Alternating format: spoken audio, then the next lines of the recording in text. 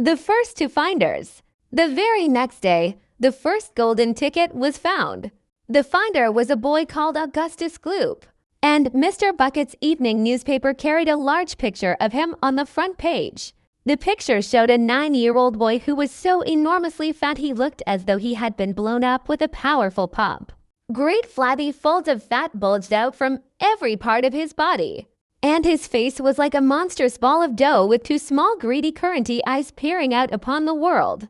The town in which Augustus Gloop lived, the newspaper said, had gone wild with excitement over their hero. Flags were flying from all the windows, children had been given a holiday from school, and a parade was being organized in honor of the famous youth. I just knew Augustus would find a golden ticket, his mother had told the newspaperman.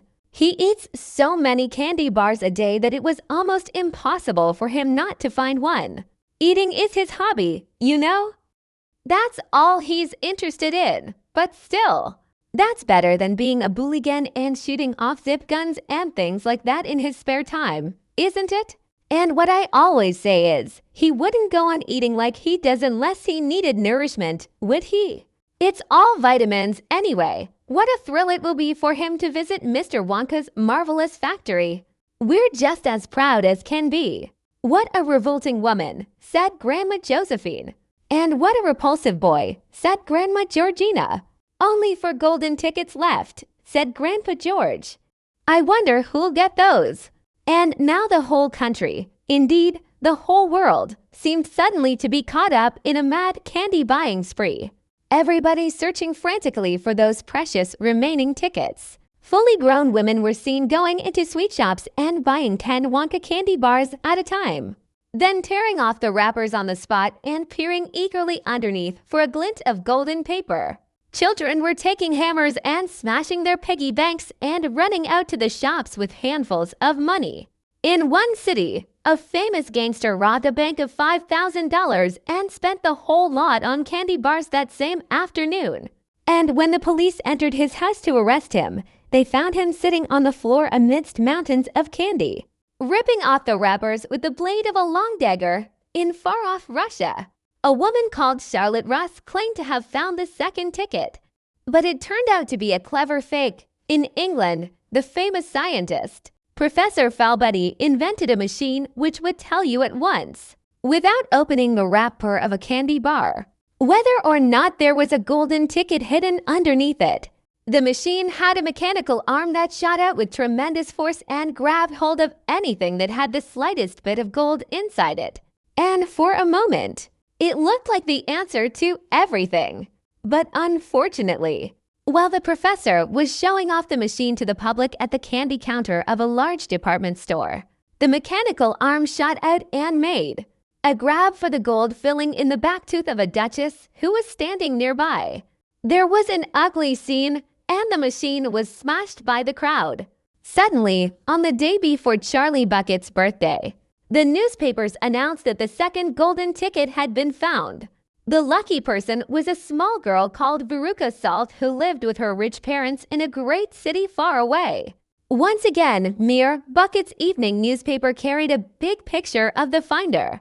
She was sitting between her beaming father and mother in the living room of their house, waving the golden ticket above her head and grinning from ear to ear.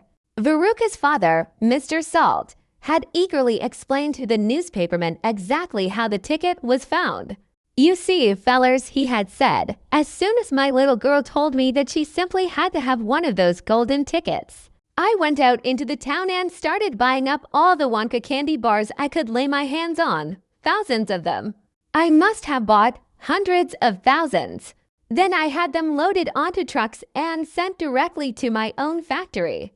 I'm in the peanut business, you see, and I've got about 100 women working for me over at my joint, shelling peanuts for roasting and salting. That's what they do all day long.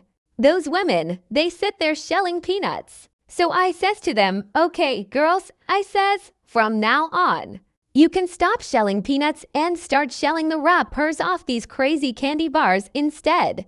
And they did. I had every worker in the place yanking the paper off those bars of chocolate full speed ahead from morning till night. But 3 days went by, and we had no luck. Oh, it was terrible. My little Veruca got more and more upset each day, and every time I went home she would scream at me, "Where's my golden ticket? I want my golden ticket." And she would lie for hours on the floor, kicking and yelling in the most disturbing way. Well, sir, I just hated to see my little girl feeling unhappy like that. So I vowed I would keep up the search until I'd got her what she wanted. Then suddenly, on the evening of the 4th day, one of my women workers yelled, "T've got it, a golden ticket." And I said, "Give it to me, quick." And she did.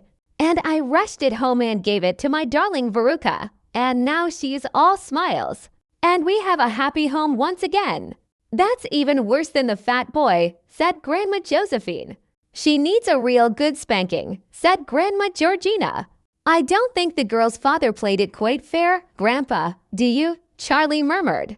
"He spoils her," Grandpa Joe said. "And no good can ever come from spoiling a child like that, Charlie, you mark my words." "Come to bed, my darling," said Charlie's mother. "Tomorrow's your birthday, don't forget that. So I expect you'll be up early to open your present." "A Wonka candy bar," cried Charlie. "It is a Wonka candy bar, isn't it?" "Yes, my love," his mother said. "Of course it is."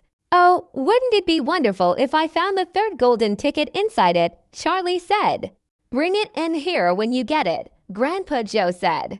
"Then we can all watch you taking off the wrapper."